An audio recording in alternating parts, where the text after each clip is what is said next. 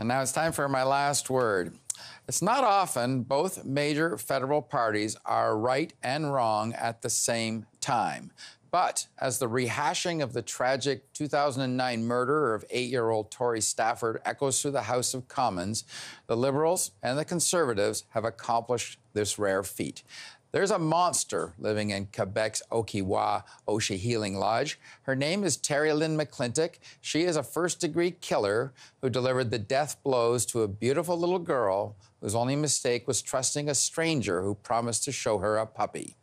For that, McClintic deserves every minute of her 25 years in a medium to maximum security prison. Not a healing lodge where inmates are comfortably housed in self-contained units, some with family members, including children.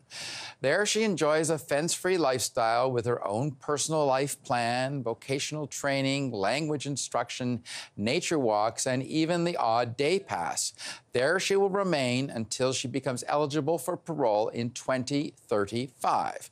But while conservatives rightly see this as a miscarriage of justice, they are shamelessly thundering the grisly details of Tori's murder into the official record, clearly seeing it as proof of soft-on-crime liberals and keeping one eye on this as future election campaign material. By spending an entire week fixated on an outrage that's under official review by Corrections Canada, they're going beyond demanding government accountability to political grandstanding. The Liberals, for their part, don't understand the widespread visceral anger this transfer has triggered. Public Safety Minister Ralph Goodale described McClintic's abhorrent behavior as, quote, bad practices in a power play interview and limply transferred responsibility to Corrections Canada.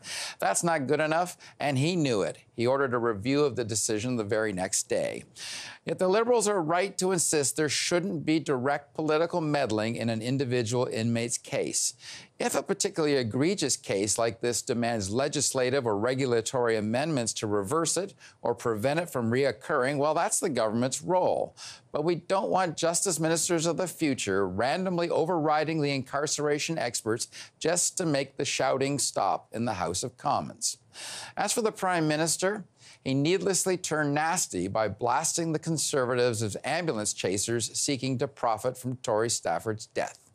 When it comes to McClintic's unfathomable transfer, the Conservatives were right to raise it, the Liberals are right to review it, and hopefully they will reverse it. But they're both wrong to turn the fate of Tori Stafford's killer into a parliamentary circus that sullies the memory of a little girl who went through hell on her way to heaven.